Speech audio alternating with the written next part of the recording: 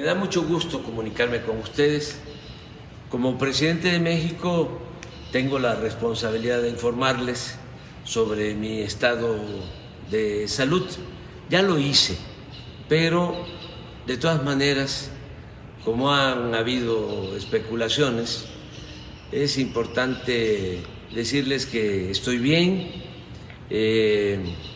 Tengo COVID, se me complicó porque me fui a una gira muy intensa que inicié en Veracruz, hubo cambio de clima, fui después a Quintana Roo, estuve en Chetumal, estuve en Cancún, estuve en Mérida y ahí me hizo crisis porque se me bajó de repente la presión y estando en una reunión con ingenieros militares evaluando el Tren Maya y con otros servidores públicos, pues como que me quedé dormido, fue una especie de váguido,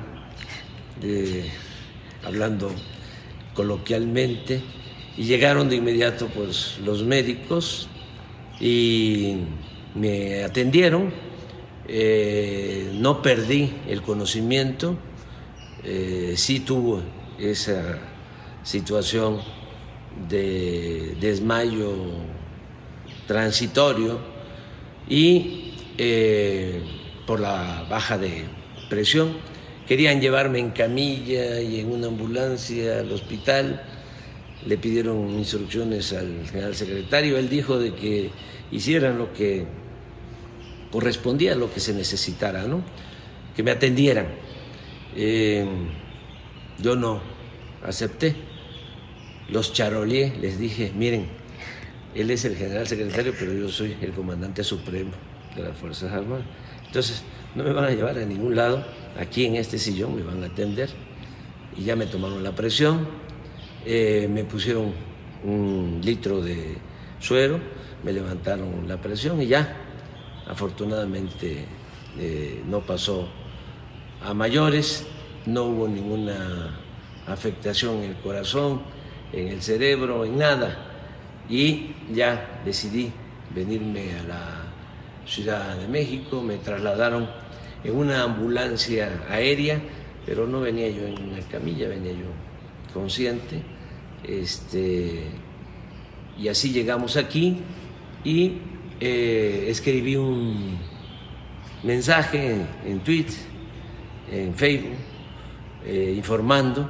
Sin embargo, pues empezaron las especulaciones, porque pues mis adversarios tienen mucha imaginación y es como decirles ahora, aunque lo tendría que estar repitiendo, decirles el muerto que tú matáis o que vos matáis goza de cabal salud, porque han dicho muchísimas cosas, ¿no? De que me dio un derrame cerebral, de que aquí en Palacio están médicos especialistas de cardiología del Hospital Militar, y no es así.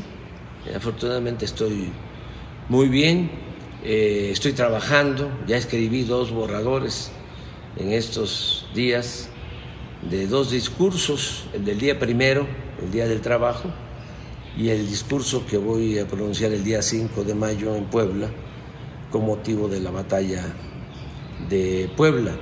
Estoy bien, me están informando de lo que está sucediendo en el país. Afortunadamente las cosas están marchando en lo económico, el peso sigue fuerte como nunca en 40, 50 años. Es la moneda que más se ha fortalecido en el mundo, que más se ha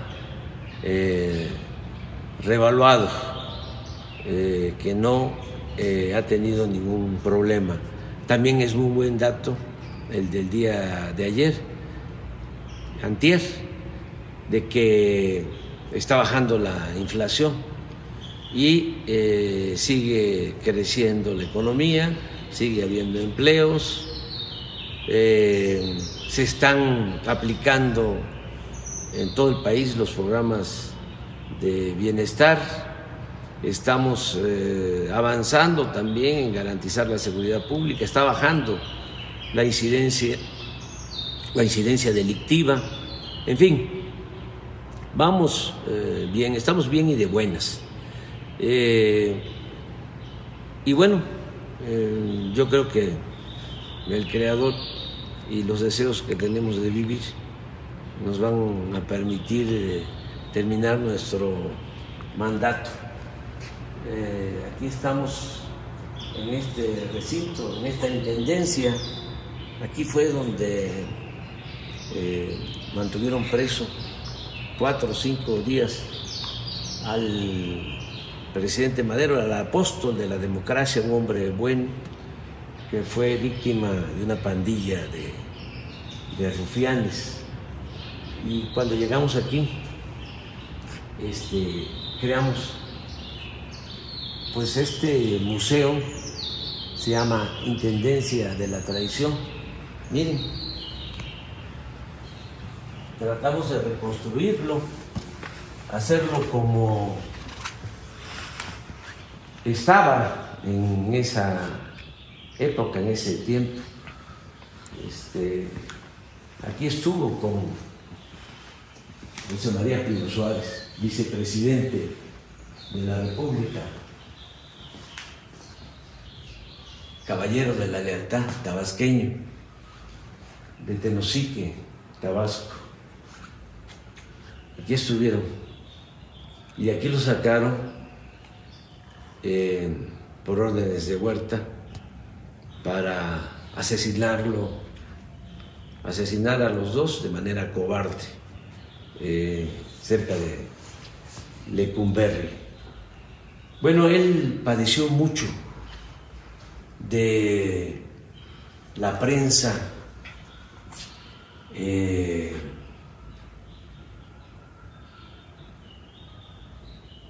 calumniosa.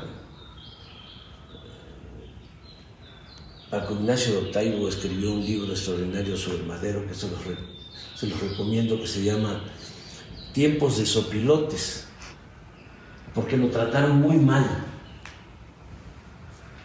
los periodistas de ese entonces y también los intelectuales. Se volvieron huertistas, tanto periodistas como los intelectuales. Muy pocos se mantuvieron leales al presidente Madero, que fue un hombre excepcional, uno de los mejores dirigentes políticos del mundo,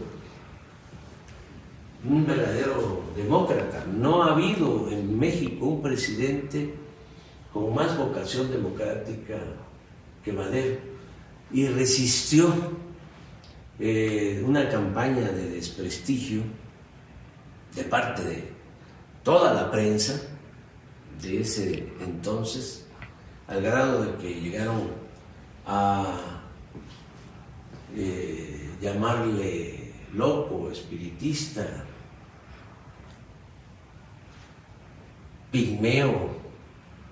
Lo ofendieron mucho, como también ofendieron a Hidalgo en su momento. Bueno, al padre de nuestra patria no solo lo ofendieron, lo asesinaron, le cortaron la cabeza, le exhibieron 10 años en la plaza de Guanajuato los conservadores, que son gentes de malas entrañas, que siempre andan deseándole el mal a otros. Hablo de Hidalgo, pero pues lo mismo padeció Morelos, y luego Juárez, que fue tratado de manera racista, el mejor presidente que ha habido en la historia de nuestro país. Hay 3 presidentes que hay que recordar con mucho cariño: Benito Juárez, Francisco I. Madero y el general Lázaro Cárdenas del Río también padeció una campaña en su contra muy fuerte de los oligarcas, los que se opusieron a la expropiación petrolera. Fíjense, no les afectaba en nada porque el petróleo estaba en manos de compañías extranjeras, sin embargo, ellos se sintieron ofendidos, los oligarcas mexicanos. También, pues no les gustó que el general Cárdenas entregara la tierra a los campesinos, no les gustó que el general Cárdenas impulsara la educación pública. Y así ha sido siempre, ¿no? Ahora que me he vuelto a enfermar, llama mucho la atención el odio, ¿no?, de algunas personas que quisieran, pues, que yo desapareciera, pero no deben de actuar de esa manera. Ya hasta me producen sentimientos de afecto, porque los considero muy desprovistos de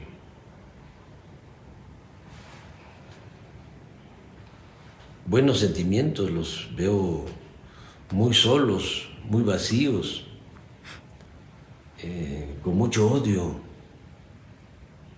No deberían de pensar así, no hay que desearle mal a nadie, hay que aplicar el principio del amor al prójimo. Y sí, es impresionante, ¿no? Unos que dicen, ante la falta de información, lo que se sabe, Alarraqui, por ejemplo, un comentarista dice, supe por la hermana de un médico militar que atendió al presidente, que padece de una embolia, de un infarto cerebral. Tengo otro informe parecido, de gente que está hablando de eso. Luego Riva Palacio igual, sí le dio COVID, pero también tiene un derrame cerebral y lo están atendiendo muchos médicos. Y así, y otros hasta quienes ya me dieron por muerto. Me acuerdo mucho de Charrasca. Antes se usaban, para resolver las diferencias, se usaban los duelos. Hubieron duelos muy famosos, por ejemplo, el abuelo de Octavio Paz, Irineo Paz, que era periodista, fue director del periódico Patria, y fue un liberal, luchador, de mucha pasión. Entonces entraron en diferencias con un hermano del maestro Justo Sierra, y entonces se retaron a duelo y se nombraban padrinos, y Irineo Paz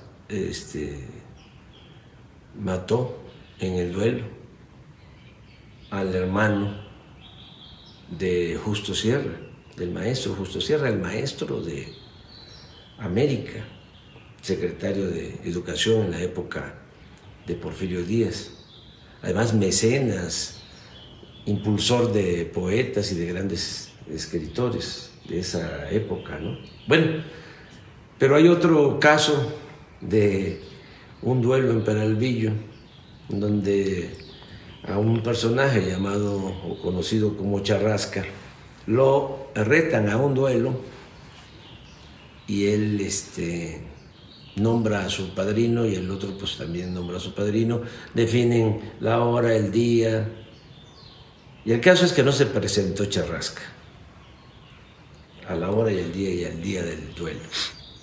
Y le dijo al padrino, tú les dices que no me voy a presentar.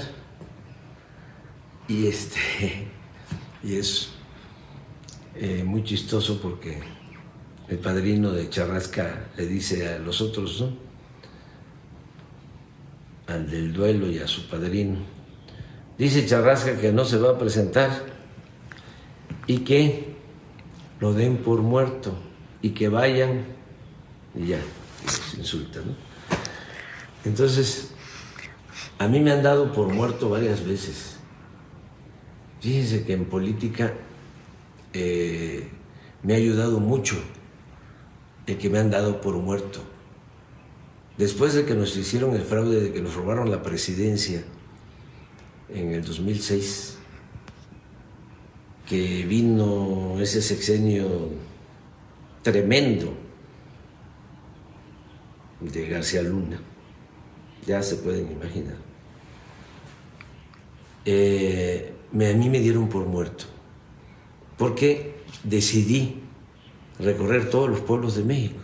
Entonces, me reunía yo con 10, 20, 30, 50, 100 gentes. A Calderón le preguntaban que si, qué hacía yo, y decía, pues ahí anda, en los pueblos, se reúne con 3, 4, 5 gentes. Me dieron por muerto, me salvé. Y así, trabajando en las comunidades, en los pueblos, en los municipios, construimos la organización que nos llevó a la presidencia para transformar a México. Este es un movimiento que se ha hecho con mucho sacrificio, con muchas fatigas, desde abajo y con mucha gente a las que admiro y a las que respeto y a las que quiero mucho. Unos ya se nos adelantaron y a ellos es a los que les dedico esta plática ahora que estoy con COVID. Que no se preocupen, que estoy bien y que vamos a seguir luchando. Ya saben cómo somos de perseverantes.